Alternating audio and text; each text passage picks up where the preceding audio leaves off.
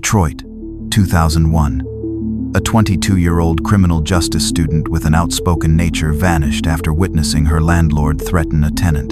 The police, suspecting she was involved, labeled her a fugitive. For 8 years, her father fought to clear her name, never knowing his daughter was imprisoned behind a false wall in a basement just blocks away. Then, an electrical fire in the landlord's house led to a discovery that would unearth a monster and a witness who had refused to be silenced. Before I begin, thank you for watching. I'd love to know in the comments where you're watching from and what time it is there. It means a lot to know you're here, sharing these stories with me. We're in this together. The Detroit of 2001 was a city of ghosts and fighters, a place where the skeletal remains of an industrial empire stood as monuments to a forgotten prosperity. For Tasha Green, a 22-year-old with a spirit as resilient and fiery as the city itself, it was home. She was a fighter by nature, a young woman whose sense of justice was not an abstract concept from a textbook but a living, breathing thing that coursed through her veins. This innate fire was what had led her to the criminal justice program at Wayne State University. She didn't just want a degree, she wanted a weapon, a set of tools she could use to fight back against the casual cruelty and systemic indifference that she saw eating away at the edges of her community. Tasha was known for her voice. It was a voice that could cut through the noise, a voice that was unafraid to speak truth to power. Whether that power was a condescending professor, a dismissive bureaucrat, or the local slumlord who owned half the decaying properties on their block. She worked 20 hours a week at a corner store, its windows covered in a thick layer of city grime, to help her father, David, make ends meet. The job was a means to an end, but it was also her listening post, a place where she saw the daily struggles of her neighbors, the small injustices that never made the evening news. One humid evening in late September, Tasha was behind the counter when she saw it. Through the front window, under the flickering, jaundiced glow of a streetlight, a scene of quiet, brutal intimidation was unfolding. Their landlord, a man named Clarence Holt, had cornered one of his tenants, a young man named Kevin who lived in the apartment above them. Holt was a man in his late 40s, with a fleshy, impassive face and a reputation for being a bottom feeder who preyed on the desperate. Tasha couldn't hear the words, but she didn't need to. Holt's body language was a universal dialect of menace. He had Kevin backed against a crumbling brick wall, his finger jabbing into the younger man's chest. Kevin, who was always behind on his rent, looked terrified, his hands held up in a placating gesture. Tasha watched, her own hands tightening into fists, as Holt's quiet, controlled threats escalated. He grabbed Kevin by the collar, his face a mask of cold, predatory rage. The confrontation ended as quickly as it had begun. Holt gave Kevin a final, violent shove and then walked away, his stride unhurried and confident. Tasha's blood ran cold. It was more than just a landlord-tenant dispute. It was a display of raw, unchecked power, the kind of casual violence that thrived in the shadows of forgotten neighborhoods. A few days later, she noticed that Kevin's apartment was silent. His car was gone. People in the building whispered that he had finally been evicted, that he had packed up in the middle of the night and left. But Tasha, with her student's knowledge of legal eviction processes and her innate sense of when a story didn't add up, felt a deep, chilling sense of wrongness. Kevin hadn't just left. He had vanished, and the last person she had seen him with was their landlord. Her decision to bear witness to that moment, to file it away in her sharp, analytical mind, was a choice that would cost her the next 8 years of her life.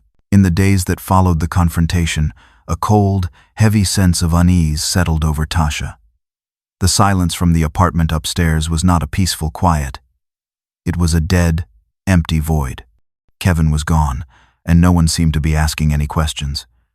It was as if he had simply been erased, another casualty of a city that had a habit of swallowing its most vulnerable citizens whole. Tasha, however, could not forget. The image of Clarence Holt's face, contorted in that mask of cold rage, was burned into her memory. She was a witness to something. She just wasn't sure what.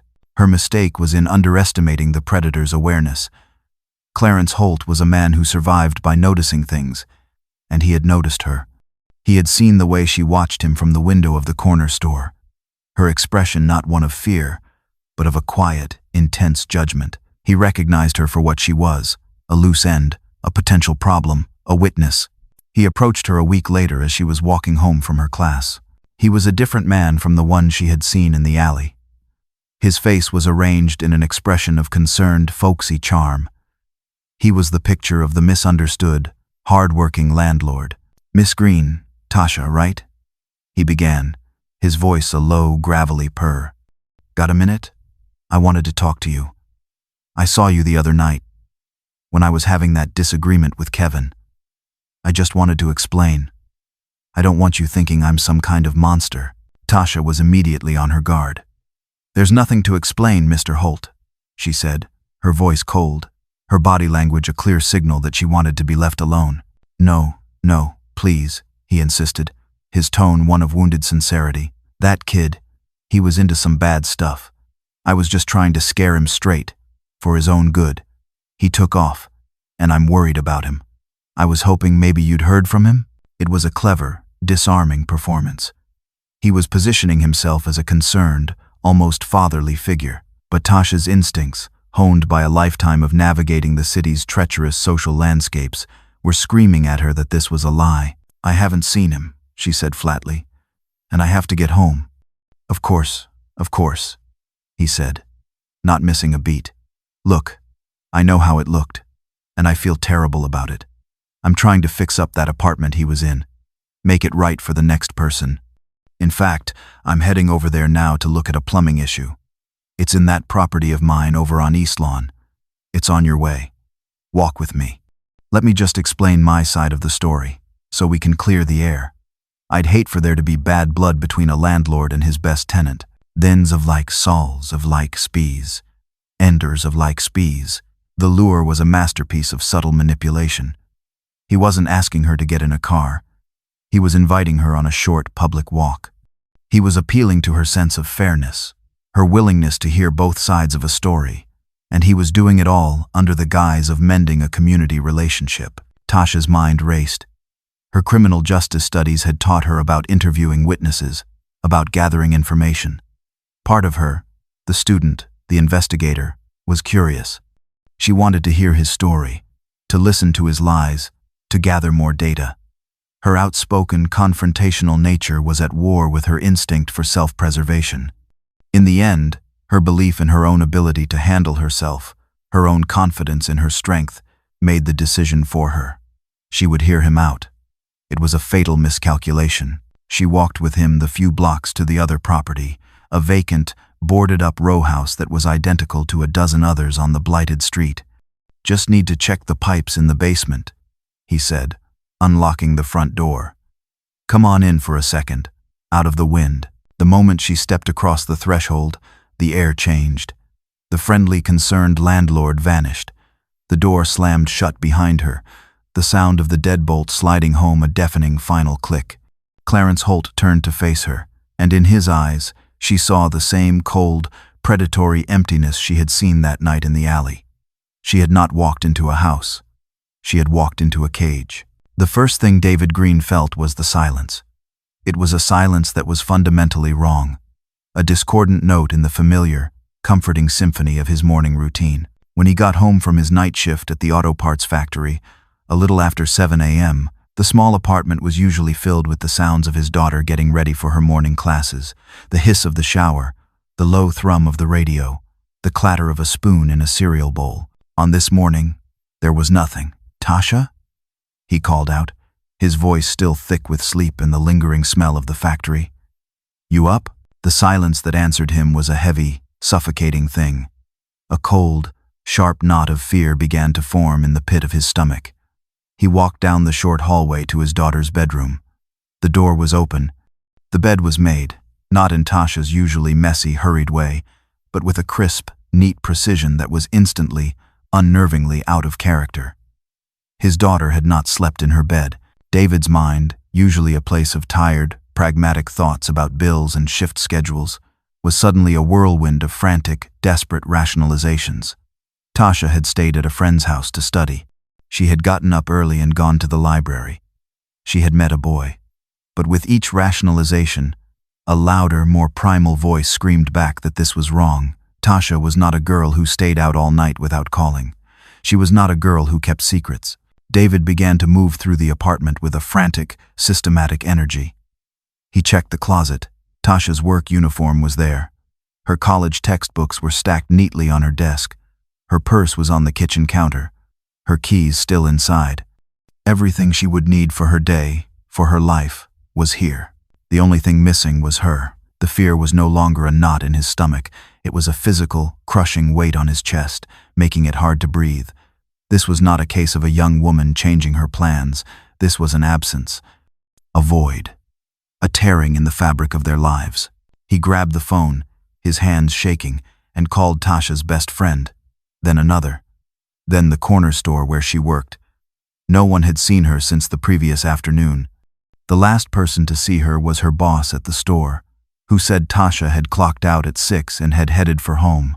The last thread of denial snapped.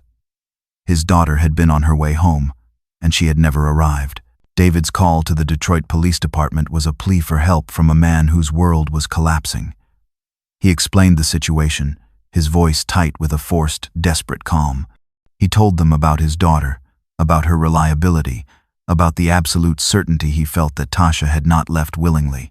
And then he told them about the landlord. "Her name is Tasha Green," he said, his voice dropping to a low, intense whisper. "And you need to talk to her landlord. His name is Clarence Holt. My daughter was scared of him. She saw him threaten another tenant, a young man who disappeared right after. She told me about it. She was scared. Please, you have to talk to him." He was giving them a name. He was giving them a motive. He was giving them the first, most critical piece of the puzzle. He was a father, and his instincts were screaming at him that the monster who had taken his daughter was not a stranger, but a man they both knew. A man who lived and worked and breathed the same dirty city air that they did. It was a father's instinct, a gut feeling born of a deep, primal love. And it was the absolute, unvarnished truth.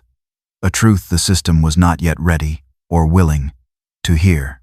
The Tasha Green file landed on Detective Al Jenkins's desk with a soft, unremarkable thud. It was one of a dozen new cases that had come in overnight. A fresh wave in the endless, murky tide of human misery that washed up at the precinct every single day. Jenkins, a 20-year veteran with a weary, cynical slouch and eyes that had seen too much to be surprised by anything, picked it up and scanned the initial report with a practiced, dispassionate efficiency. He saw the key data points, and in his mind, a familiar, cynical narrative began to take shape. Victim, 22-year-old female, outspoken. Location, a low-income, high-crime neighborhood. Vanished after witnessing her slumlord landlord, Clarence Holt, threaten another tenant, a young man named Kevin with a minor criminal record, who has also vanished. Jenkins sighed, a long, tired exhalation of breath. He had seen this movie 1,000 times, just with different actors. A young woman with a big mouth gets involved in something shady with another small-time player. Maybe they were trying to shake down the landlord. Maybe a deal went bad. The other guy, Kevin, disappears, and now she's in the wind, either because she's scared or because she's guilty. The father, in his grief, points the finger at the easy target, the landlord. It was a story that made a certain kind of street-level sense. It was simpler and statistically more likely than a complex abduction plot. Jenkins was a man who played the odds, who allocated his limited resources based on the grim calculus of probability. He did his due diligence. He ran Clarence Holt's name, priors for assault, possession of stolen property, a known slumlord.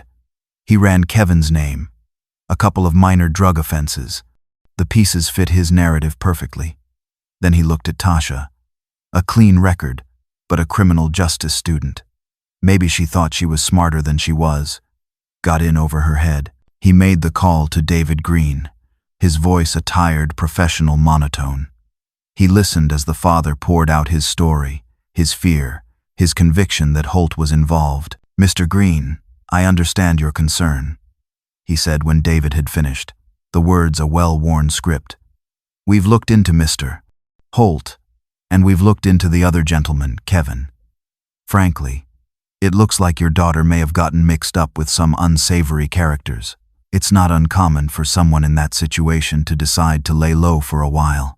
The explosion on the other end of the line was immediate. Mixed up? David's voice was a low growl of disbelief and rage. My daughter is a college student. She works 20 hours a week to help me pay the bills. She saw a crime, and she was scared. She is a victim, not a criminal. At this time, there is no evidence to suggest she's a victim of foul play, Jenkins said, his voice hardening. In fact, given her connection to the other missing person, she could be considered a person of interest herself. We have put out a bulletin. If she surfaces, we'll have some questions for her. For now, we are classifying this case as a voluntary disappearance and flagging her as a potential fugitive. He hung up the phone. The father's furious, impotent rage, a familiar sound. He had made a decision based on a narrative that felt right, that felt probable. He had not just dismissed a father's plea. He had, in the cold, bureaucratic language of his profession, effectively branded a missing victim as a potential criminal, and in doing so, he had condemned her to a silence that would last for 8 years. The world Tasha Green woke up to was a 6 by 9 foot rectangle of absolute suffocating darkness. The air was stale, thick with the smell of damp concrete and something else, a faint, metallic scent of decay. Her first conscious thought was not one of fear, but of a profound, disorienting confusion. Where was she? The last thing she remembered was the solid, unyielding slam of a door, the definitive click of a deadbolt. Panic, a cold, electric, and primal thing, came a few seconds later. She scrambled into a sitting position, her hands flying out in front of her, searching for the familiar landmarks of a room. But there were none. Her fingers met only a rough, cold, and unyielding wall of plaster. She was in a box, a room the size of a closet, with no windows, no furniture, and no light. A scream built in her throat, a raw, animalistic sound of pure terror. But it was swallowed by the thick, soundproofed walls of her prison. She was a criminal justice student. She had read about places like this in her textbooks, in case files about serial predators. But the academic, detached understanding of a thing was a universe away from the brutal, claustrophobic reality of it. Her world was systematically stripped of all sensory input. There was no light to see by, no sounds to orient her, nothing to touch but the rough, cold surfaces of her cage. Her sense of time immediately began to dissolve. Was it day or night? Had she been here for hours or for days? The only measure of time was the gnawing emptiness in her stomach and the agonizing dryness in her throat. Her captor, Clarence Holt, became the sole, terrifying feature of her new existence. Once a day, or what she thought was once a day, she would hear the sound of heavy bolts being drawn back. A small, rectangular section of the wall would open, and a tray with a piece of bread, a plastic cup of water, and sometimes a small, unidentifiable portion of canned food would be slid inside. Holt rarely showed his face. He rarely spoke. His presence was just a brief, terrifying intrusion of the outside world into her dark, silent void. This sensory deprivation was a deliberate, methodical tool of psychological warfare. It was designed to break her, to erase her sense of self, to reduce her from a person into a compliant, dependent creature. Without the external anchors of sight, sound, and time, her own mind began to turn on itself. She would have vivid, terrifying hallucinations in the darkness. She would hear phantom voices, see shifting, kaleidoscopic patterns in the blackness. The outspoken, fiery young woman who had walked into that house was being systematically dismantled. Her voice, once her greatest weapon, was now useless.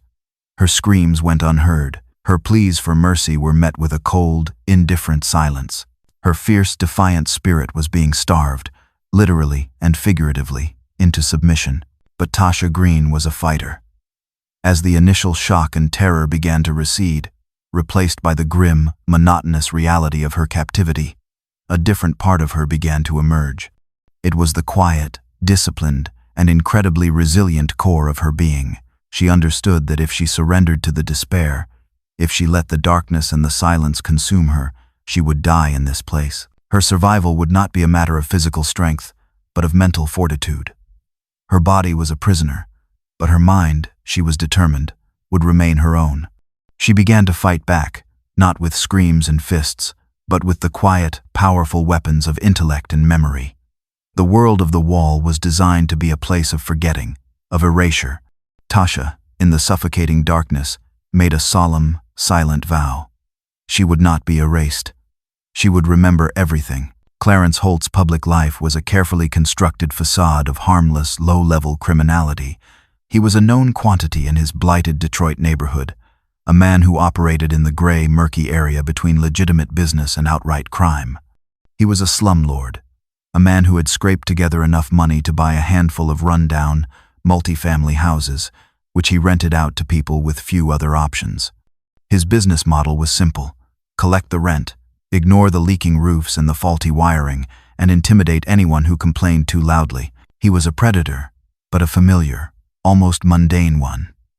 He was a part of the neighborhood's broken ecosystem, like the stray dogs that roamed the alleys or the boarded-up factories that loomed on the horizon. He was rumored to be involved in other, shadier enterprises. People whispered that he was a fence, that the basement of his own home was a warehouse for stolen electronics and car parts. It was a rumor that he quietly, carefully cultivated. It added to his aura of intimidation, and it provided the perfect cover for the far more monstrous secret that his basement actually held. His greatest asset was the neighborhood's ingrained culture of silence and its deep, abiding distrust of the police.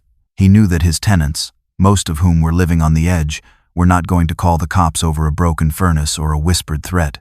They knew that involving the authorities often brought more trouble than it solved. Clarence thrived in this vacuum of official oversight.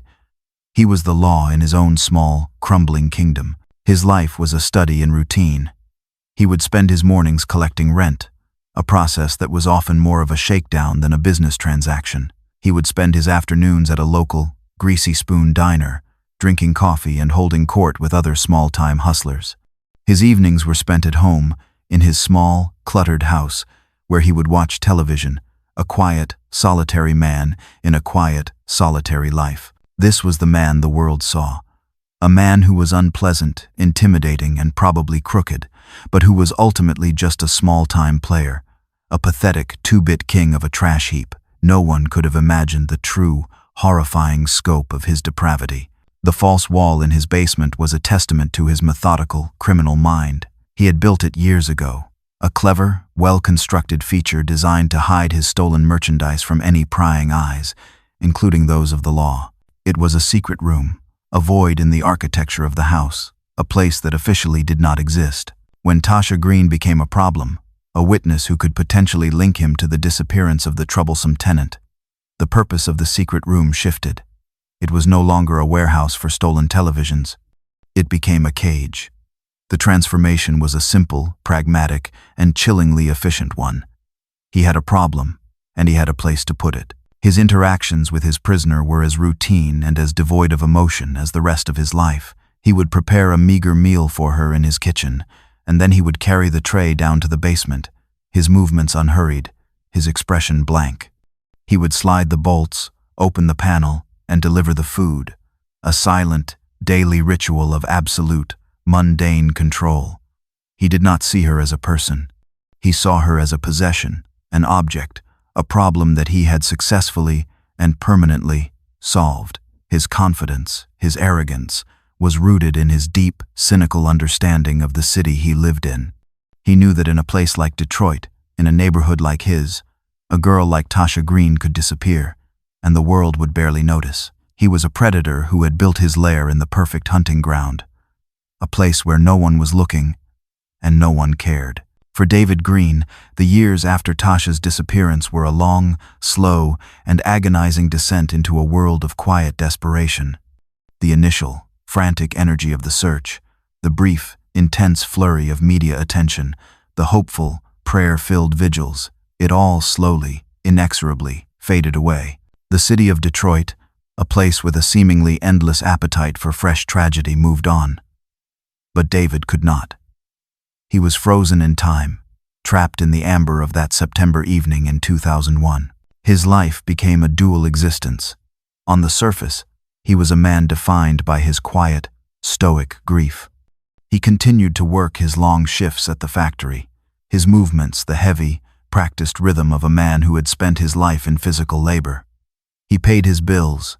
He maintained his small, neat apartment. He functioned. But beneath the surface, he was a man engaged in a relentless, all-consuming war. A war against forgetting, and a war against a lie. He refused to let his daughter become a cold case, a ghost in a filing cabinet branded a fugitive. He became a reluctant activist, a warrior armed with a stapler and stacks of homemade flyers. But his flyers were different. They didn't just say, missing. They said, missing, innocent. He spent his days off walking the streets, taping Tasha's smiling, confident face to telephone poles, to bus shelters, or to the bulletin boards of community centers. It was his quiet, stubborn protest against the official police narrative that had so cruelly and carelessly slandered his daughter's name. David became a familiar, slightly eccentric figure in the neighborhood. He was the father of that girl who took off. He could feel the subtle shift in his neighbors' attitudes, the way their sympathetic words were now tinged with a weary, unspoken judgment. They saw a man who could not let go, who could not accept the painful truth that his daughter was mixed up in something bad. His most painful and frustrating battle was with the Detroit Police Department. He would call Detective Jenkins's office once a month, his voice a familiar, pleading refrain. "Any news, Detective? Any new leads on my daughter? Or have you at least cleared her name?" The answer was always the same. A tired, bureaucratic sigh from a secretary. And then, if he was persistent enough, a brief, dismissive word from Jenkins himself. "Nothing new to report, Mr. Green. The file is still open. We'll call you if anything changes." He knew they saw him as a nuisance, a grieving father clinging to a false narrative. But he could not stop. To stop would be to betray Tasha. To stop would be to accept their lie, to let the world believe his daughter was a criminal, and that was a dishonor he would not, could not, allow. Every year, on Tasha's birthday, he would hold a small, quiet vigil on the steps of their church. In the first year, dozens of people had come. By the 8th year, in 2009, the crowd had dwindled to just a handful of his closest friends from the factory. They would light candles, say a prayer, and release a single white balloon into the sky, a small, fragile symbol of a hope that refused to die. David's life was a testament to a father's unyielding faith. He kept Tasha's room exactly as she had left it, a perfect, heartbreaking time capsule of a life interrupted. The books were still on the shelf, the criminal justice textbook still open on her desk, a testament to the future she had wanted. It was a room full of ghosts, of promises. It was his private sanctuary, the one place where he could feel close to the daughter he had lost. And it was the place that fueled his unending fight, a quiet, desperate battle to prove to a world that had forgotten that his daughter was not a fugitive. She was a victim, and she was still out there, somewhere, waiting to be found. The most insidious form of torture in Tasha's captivity was not the darkness or the silence or the hunger. It was the sound. The basement chamber was not a perfect, hermetically sealed void. It was a part of a living, breathing house in a living, breathing neighborhood, and the faint, muffled sounds of the outside world were a constant, agonizing reminder of the life she had lost. She could hear the rumble of the furnace kicking on in the winter, the distant, cheerful jingle of an ice cream truck in the summer. She could hear the sound of rain, the howl of the wind, the percussive, rattling thunder of a passing freight train. These sounds were her only calendar, her only connection to the turning of the seasons, to the rhythm of the world. But they were also a source of exquisite pain. Every sound was a ghost of a memory. The sound of children laughing on the street would transport her back to her own childhood, to a time of scraped knees and carefree afternoons. The sound of music, a faint, bass-heavy thrum from a passing car, would remind her of dancing, of concerts, of a life that was once filled with joy and motion. The agony of proximity was the cruelest torture of all. Her prison was not in some remote, desolate wilderness. It was in the heart of her own city, in a neighborhood she knew, a place where the geography of freedom was just a few inches of plaster and brick away.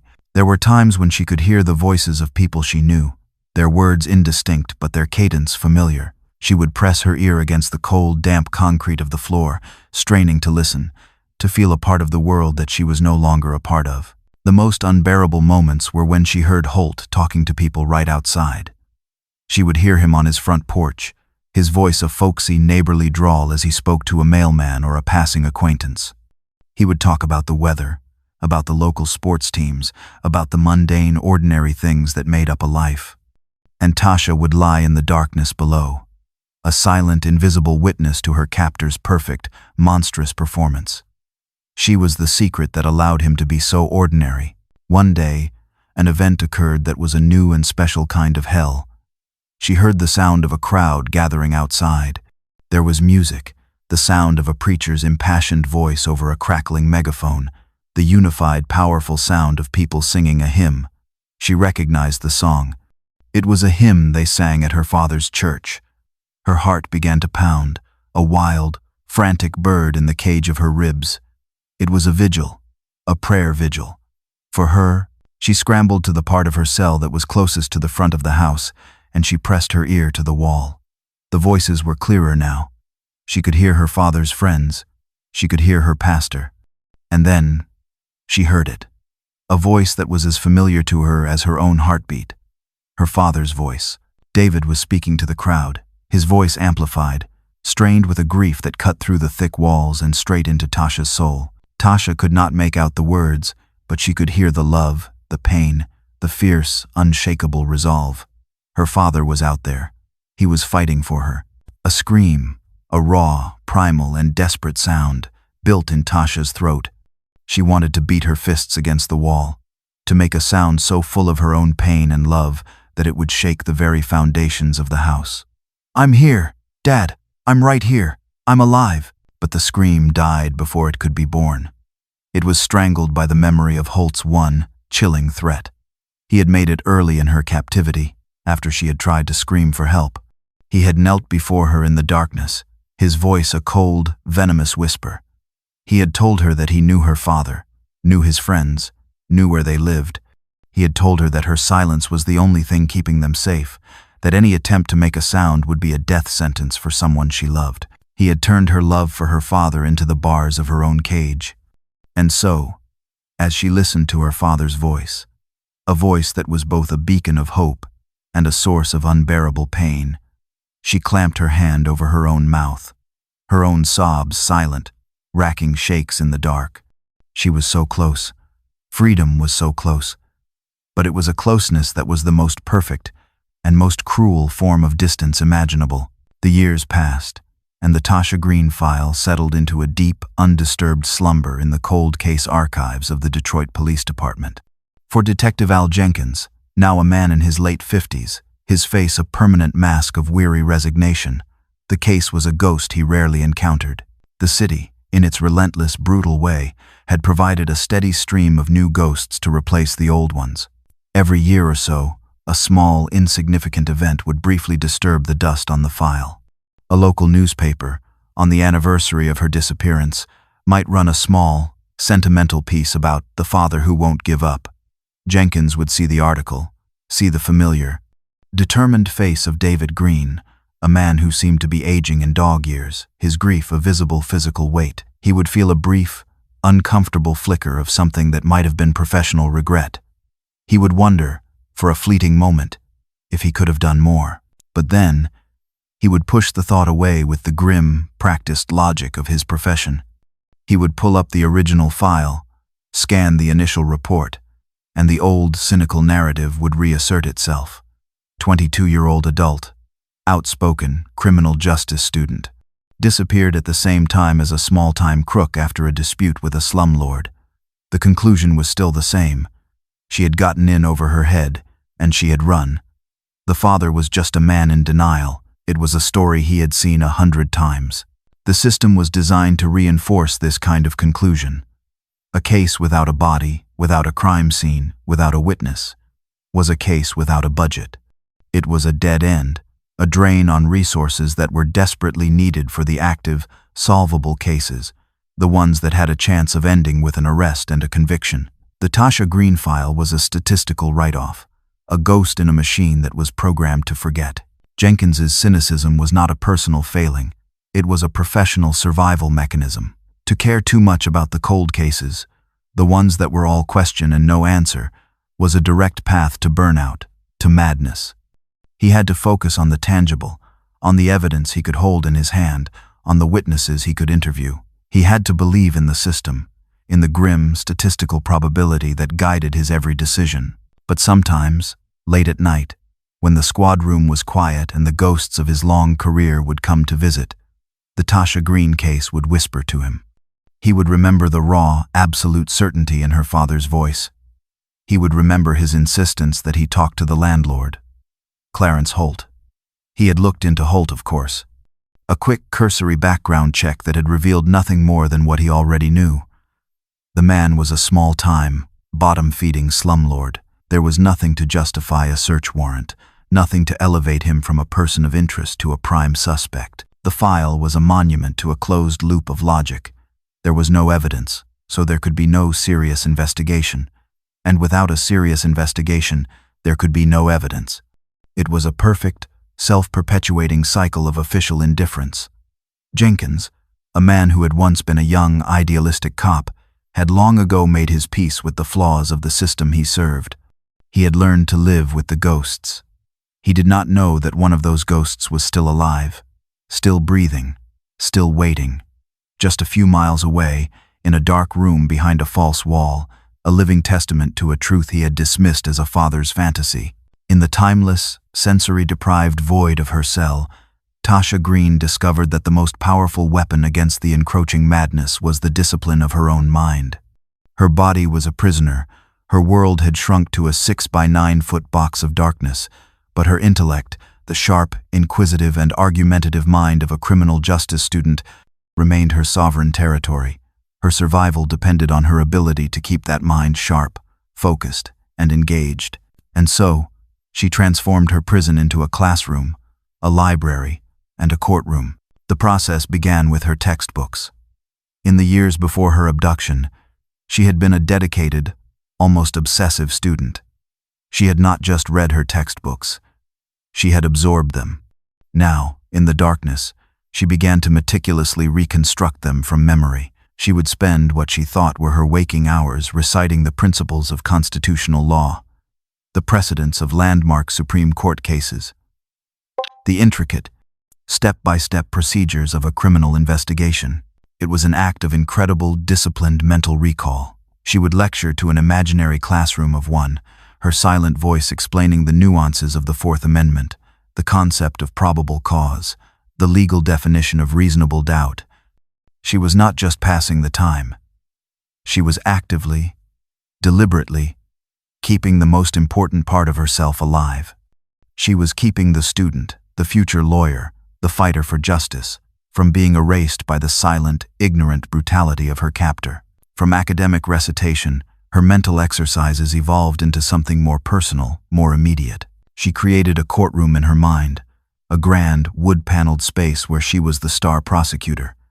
And the man on trial, every single day, was Clarence Holt.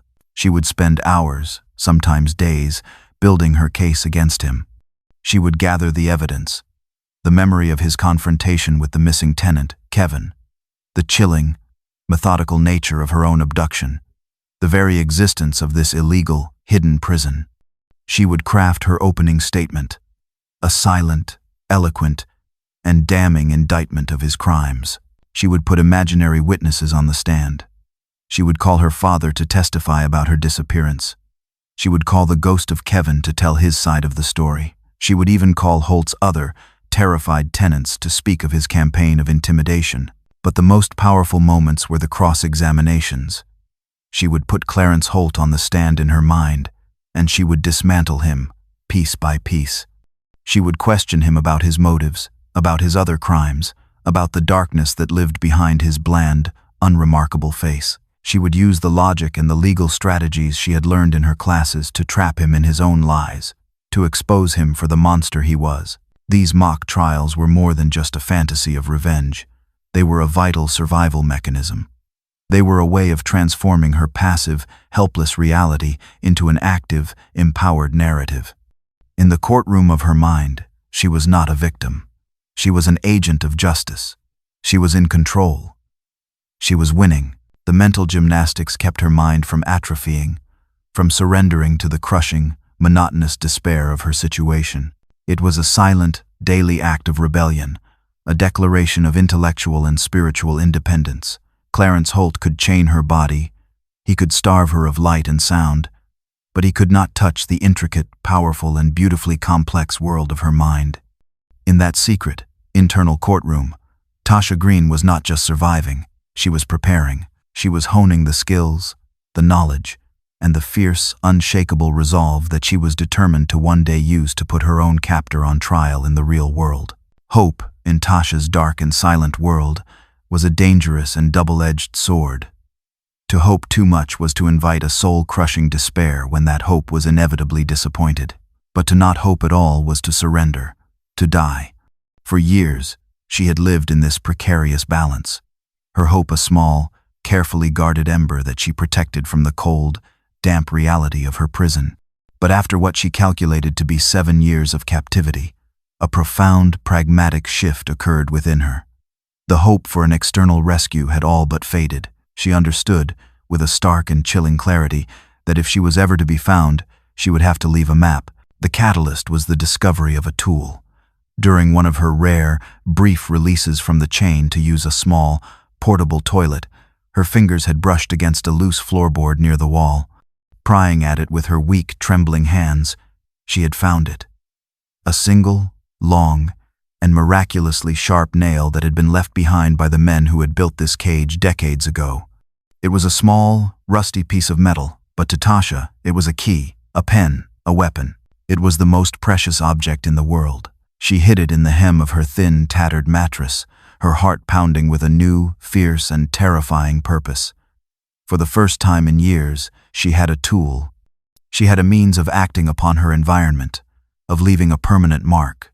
The idea of what she would do with it came to her not in a flash of inspiration, but as a slow, logical, and desperate conclusion. She could not dig her way out. She could not pick the lock. But she could write. She could leave a record. She could transform the blank, anonymous walls of her prison into a testament, a final, desperate message to a world she was no longer sure existed. The project became the central, organizing principle of her existence. It was an act of incredible, painstaking labor, performed in the silent, stolen moments of the day, her ears constantly straining for the sound of Holt's footsteps.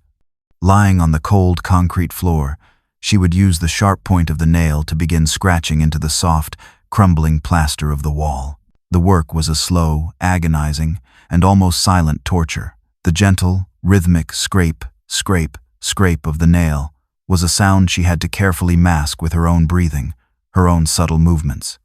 Her fingers, weak from years of inactivity and malnutrition, would cramp and bleed. The nail was a clumsy, inefficient pen. But she was a woman possessed by a singular, life-affirming purpose. She did not carve a plea for help. She did not carve a cry of despair. She carved a record. She carved the truth. She was a criminal justice student, a witness, and she would leave her testimony. She started with her own name, a declaration of an identity that her captor had tried to erase. Tasha Green. Each letter was a small, hard-won victory against the darkness. Then, she carved her father's name, David Green, a name that was, for her, synonymous with love, with hope, with the world she was fighting to return to. Then came the dates. This was the most important part. She had been keeping a meticulous, if approximate, mental calendar. Now, she would make it permanent. She carved the date she was taken, September 27, 2001. And then, she began to make a series of small, vertical marks, a prisoner's calendar, a silent, damning record of the stolen years. 1, 2, 3, 4, 5, 6, 7. The 8th year had just begun. The final part of her message was for the investigators she still, in some small, stubborn corner of her heart, believed would one day come. It was the reason for her imprisonment, the truth she had been silenced for. She carved the name of the man who had disappeared, Kevin, and next to it, she carved the name of his killer, Holt. The wall became her journal, her testament, Her closing argument in the mock trial she had been running in her head for years. She would run her fingers over the rough, indented letters in the absolute darkness, the words a tactile, physical link to her own identity, to her own story. She had no idea if her message would ever be read, but she was no longer a passive victim. She was a witness, and she had, with a rusty nail and an unbreakable will, carved her testimony into the very stone of her tomb. By the early months of 2009, Clarence Holt had settled into a comfortable, almost domestic rhythm with his monstrous secret. The passage of 8 years had been a powerful, corrosive acid, eating away at the initial, high-stakes anxiety of his crime. The fear of discovery had long since been replaced by a lazy, deeply ingrained arrogance. He had committed a perfect crime, and the world had proven him right by forgetting his victim ever existed. His control over Tasha was, in his mind, absolute and permanent. She was a non-entity, a creature of the dark, a part of the house's architecture, no more alive or threatening than the spiders in the corners. The occasional, muffled sounds of her existence from the basement were a familiar, almost comforting part of his daily routine, a quiet reminder of his own power, his own cleverness. This profound, sociopathic complacency was reflected in the state of his house. The same neglect he showed his tenants, he showed his own property. The plumbing was leaky, the roof was in disrepair, and the ancient knob and tube wiring that snaked through the walls was a frayed, crumbling fire hazard. He was a man who lived in a state of managed decay, both moral and structural. He was so confident in his control over his own small, dark world that he had grown blind to the very real physical dangers that were festering within its walls. He had become a creature of habit. His days were a predictable loop of collecting rent, drinking coffee at the diner, and watching television in his worn, greasy armchair. The feeding of his prisoner was just another chore on his daily checklist, an act as mundane and as devoid of thought as taking out the trash. He no longer saw the person in the dark room. He only saw the continuation of a routine, the successful management of a long-ago solved problem. The evil had become banal. The horror had become a habit. And it was this very habit, this lazy, arrogant, and deeply ingrained sense of invulnerability, that was about to become his undoing. He had built his prison to be impenetrable from the outside world of law and justice, but he had forgotten that the world operates on other, more elemental laws. The laws of physics, of electricity, of cause and effect. He had neglected the bones of his own house for so long that the house itself was about to rebel. The monster had grown so comfortable in his darkness that he had failed to see the spark that was about to ignite it. The spark came to life in the dead of a cold February night. It was born in a section of frayed, cloth-wrapped electrical wire in the basement ceiling, a wire that had likely been installed when the house was built 70 years prior. For years, it had been slowly decaying, its protective insulation crumbling away, the bare copper wires moving infinitesimally closer to a rusty plumbing pipe. On this night, they finally touched. The initial spark was a small, almost invisible thing, a brief, silent flash of blue in the darkness. It ignited the dry, tinder-like dust and cobwebs that coated the ancient wooden joists of the ceiling. For the first few minutes, the fire was a quiet, creeping thing, a slow, orange glow that began to snake its way along the length of a beam, feeding on the dry, seasoned wood. The fire grew, and with it came the smoke. It was a thick, acrid, and greasy smoke, the kind that comes from old, dust-choked spaces. It began to fill the basement, a silent, roiling cloud of blackness that was even more absolute than the darkness Tasha had grown accustomed to. In her cell, Tasha's first sensation was not of heat, but of a change in the air. A new smell, sharp and chemical, cut through the usual musty scent of her prison. It was a smell that triggered a deep, primal alarm in her subconscious. Then came the sound, a low, crackling, and hungry sound, a sound that was not part of the house's usual familiar symphony. The smoke began to seep into her chamber, a thin, gray tendril at first, and then a thick, choking wave. The air grew hot, the darkness now tinged with a terrifying, flickering orange glow that was visible through the cracks in her wall. Panic, a raw, animalistic terror unlike anything she had felt in 8 years, seized her. She was trapped. She was in a sealed wooden and plaster box in the heart of a burning house. Her meticulously controlled, disciplined mind fractured. She began to scream, her voice a raw, ragged, and smoke-choked sound of pure, unadulterated terror. She beat her fists against the walls, the sound lost in the growing roar of the fire. Outside, a neighbor, woken by the smell of smoke, looked out his window and saw the thick, black clouds billowing from the basement windows of Clarence Holt's house. He dialed 911. The call came into the dispatch center of the Detroit Fire Department. The nearest station was Engine Company 17, commanded by Captain Frank Miller, a 30-year veteran of the department. For Captain Miller and his crew, it was just another call. Another house fire in another forgotten neighborhood. They pulled on their heavy gear, climbed aboard their massive red engine, and roared off into the night. Their sirens a familiar, piercing cry in the sleeping city. They were on their way to fight a fire. They had no way of knowing they were actually on their way to answer a prayer, to a rescue that had been 8 long and silent years in the making. The spark of justice had been lit. The arrival of Engine Company 17 was a sudden, violent intrusion of order into a scene of growing chaos. The street was filled with the thick, choking smoke that was now pouring from every opening in Clarence Holt's house. Captain Frank Miller, his face a grim professional mask under the brim of his helmet, did a quick 360-degree assessment of the situation. The fire was in the basement, but the smoke was heavy, indicating it was a deep-seated, slow-burning blaze that was consuming the old, dry bones of the house. "This is a defensive attack," Miller barked into his radio, his voice a calm, authoritative command in the bedlam of shouting firefighters and the roar of the truck's engine. "We fight it from the outside. I don't want anyone in there until we vent it. It's a tinderbox." His crew, a well-oiled machine of trained professionals, sprang into action.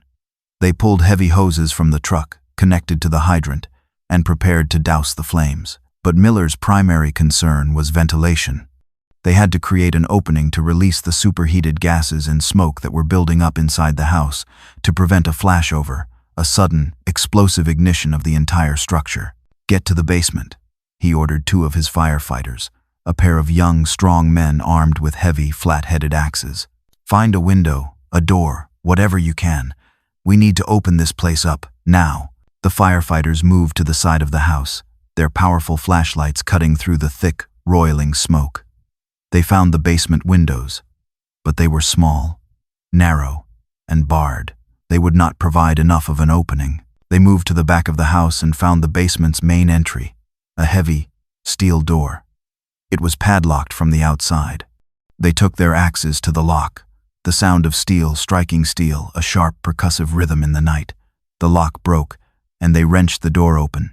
A solid, impenetrable wall of black, superheated smoke billowed out, driving them back.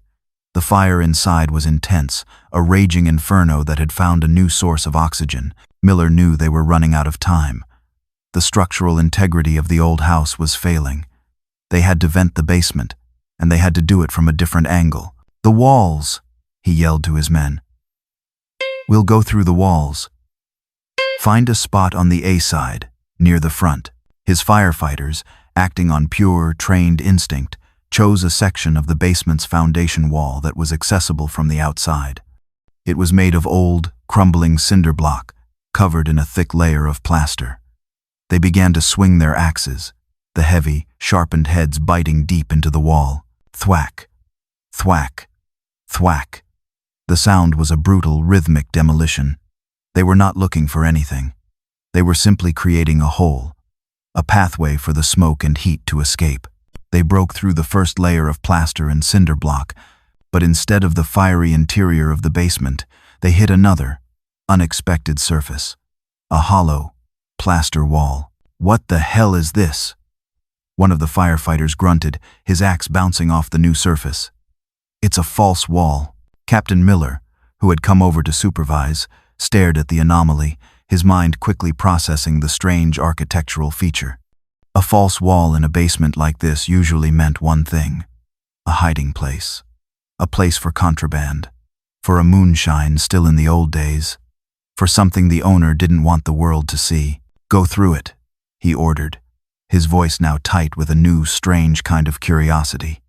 "Let's see what's on the other side." The firefighters turned their axes on the false wall. The plaster was thinner, and it shattered easily. They tore a large, jagged hole in the wall. The smoke from the main basement fire, which was now raging, began to pour out of the new opening. One of the firefighters shone his powerful, helmet-mounted flashlight into the hole, its beam cutting through the thick, black smoke. And the beam landed on something that was not fire, not smoke, not plaster or wood. It was a person. A pale, emaciated figure, huddled in the far corner of a small, hidden chamber, their eyes wide with a terror that was so profound, so absolute, that it seemed to burn through the smoke itself. For a single, heart-stopping, and utterly unbelievable moment, the firefighters just stared, their axes frozen in mid-swing. They had been trying to fight a fire, but they had, with the brute, accidental force of their tools, just broken down the door of a tomb. The discovery in the heart of the fire was a moment of such profound, surreal horror that it would be forever seared into the memory of every firefighter on the scene. For a few, silent, smoke-filled seconds, they could only stare into the hidden chamber at the impossible sight before them. The figure huddled in the corner was barely human, a skeletal creature with matted hair and eyes that were two dark, terrified pools in a face that was as pale as bone. Captain Frank Miller's 30 years of training took over, his mind cutting through the shock and disbelief. "Get her out of there!" he roared, his voice a primal command that broke the spell. "Now, go, go!" Two firefighters, their own faces masks of stunned horror, scrambled through the jagged hole they had just created. The heat in the small chamber was intense, the smoke thick and suffocating. They reached the woman, their heavy, gloved hands surprisingly gentle as they lifted her frail, shockingly light body. She was alive. She was breathing. They carried her out of the smoke and into the cool, clean night air, a strange spectral rescue unfolding in the chaotic, flashing lights of the fire scene. Paramedics, who had been on standby, rushed forward with a gurney and an oxygen mask. As they laid her on the gurney, Tasha's eyes, which had been wide with the blank terror of a cornered animal, began to focus. She was looking at the faces around her, at the firefighters in their heavy gear, at the paramedics, at the impossible, star-filled sky above. The world, which had been a dark, 6-by-9-foot box for 8 years, had suddenly, violently, and miraculously exploded into a universe of light, sound, and sensation. The news of the discovery crackled over the police radio, a dispatch call so bizarre that at first, the operator thought it was a prank. "Be advised, Engine 17 is reporting they have located a possible long-term captive at the scene of the fire on East Lawn, requesting immediate police assistance." The call was routed to the nearest detective on call. That detective, by a staggering, cosmic twist of fate, was Al Jenkins. He was at home, dozing in his armchair, when his police radio crackled to life with the address. The name of the homeowner, Clarence Holt, and the address were a ghost from a past he had long since buried. The Tasha Green case, the father who would not give up, a cold, heavy dread, a feeling of a long overdue reckoning, settled over him. He arrived at the scene to find a surreal tableau of flashing lights, fire hoses, and a crowd of hushed, stunned neighbors. He was met by a soot-covered, emotionally shattered Captain Miller. "I've been doing this for 30 years, Detective," Miller said, his voice a raw, shaky whisper. "I've seen it all. But I have never, ever seen anything like this." She was behind a wall. A goddamn false wall. Tasha had been rushed to Detroit Receiving Hospital, the same hospital where her father, David, had brought her so many times for childhood checkups. The reunion was a scene of almost unbearable sacred power. When David Green was led into the emergency room cubicle, he saw his daughter, a fragile, bird-like creature lost in a sea of white sheets and beeping machines. But he knew her. He saw the familiar, fierce, and unbroken spirit in her eyes. David collapsed at the bedside, his hand covering his own mouth, his sobs the only sound in the room. Tasha, her own eyes filling with tears, reached out a thin, trembling hand and touched her father's face. Her voice, when she spoke, was a dry, raspy, and almost inaudible whisper. The first words she had spoken to another human being, other than her captor, in 8 years. They were not words of relief, not words of love, not words of pain. They were the words of a witness, a witness whose testimony had been silenced for 8 years, a witness who was now, finally, ready to speak. "I saw everything," she whispered, her gaze locking onto her father's, a look of profound, chilling, and triumphant clarity. "Dad, I saw what he did." The silent chamber had finally been breached, and the voice that had been silenced for so long was finally, powerfully, and devastatingly free. The arrest of Clarence Holt was a quiet, anticlimactic affair. He was found by police a few blocks away from the fire, standing in the shadows, watching the scene with a look of sullen, impassive disbelief. His perfect, hidden world had literally gone up in smoke, and he seemed to be a man in a state of shock, unable to process the sudden, violent collapse of his monstrous reality. He surrendered without a fight, a gray, unremarkable man whose terrible secret was now exposed to the harsh, unforgiving glare of the world. The aftermath of Tasha Green's rescue was a legal and media firestorm. The story of the girl behind the wall was a narrative so horrifying, so bizarre, that it captured the immediate and horrified attention of the entire nation. It was a story that spoke to our deepest, most primal fears, of being buried alive, of being forgotten, of a monster living unseen right next door. For the Detroit Police Department, and for Detective Al Jenkins in particular, the case was a moment of profound, public, and deeply embarrassing reckoning. The truth was undeniable. A father had come to them 8 years ago with the name of the man who had taken his daughter, and they had dismissed him, branding his child a fugitive. The system, in its weary, cynical, and overburdened wisdom, had failed. The criminal case against Clarence Holt was a fortress of irrefutable evidence. The discovery of Tasha, alive, in his basement was the cornerstone. But as investigators began to dismantle the false wall and search the hidden chamber, they found the silent, damning testimony Tasha had left behind. Scratched into the plaster was her calendar of stolen years, her name, her father's name, and the names of the other victims she suspected Holt had claimed. Her own testimony was the final, devastating blow. After weeks of medical care and psychological counseling, Tasha Green, no longer a pale, skeletal ghost, but a woman filled with a cold, righteous fury, took the stand. Her voice, once a whisper, was now strong, clear, and unwavering. She looked directly at Clarence Holt, who sat at the defendant's table, refusing to meet her gaze, and she told the world everything. She told them about the confrontation she had witnessed, about the disappearance of the other tenant, Kevin. She told them about the lure, about the 8 years of darkness and silence.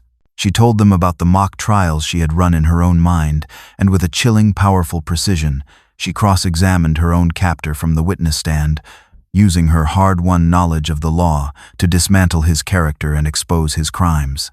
Her testimony provided the probable cause for investigators to dig up the concrete floor of Holt's basement. There, they found the remains of 2 other people, tenants who had disappeared over the years after getting into disputes with their landlord. Tasha Green had not just survived her own ordeal, she had solved a series of murders that the city had long since forgotten. The final scene of the legal drama was not Holt's conviction, which was a foregone conclusion. It was Tasha's own victory. A few years later, after a long and difficult road of recovery, she re-enrolled in college.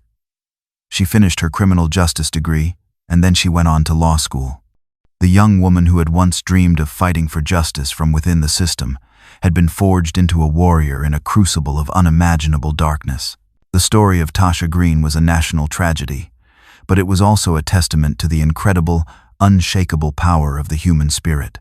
It was a story about a father who refused to give up hope, about a group of firefighters who accidentally became heroes, and about a system that failed.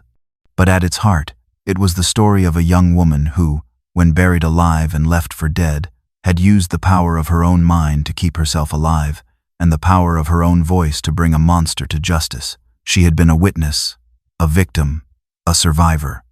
And now, she was an attorney, a fighter, a voice for the voiceless, a final, triumphant testament to a spirit that could not and would not be broken.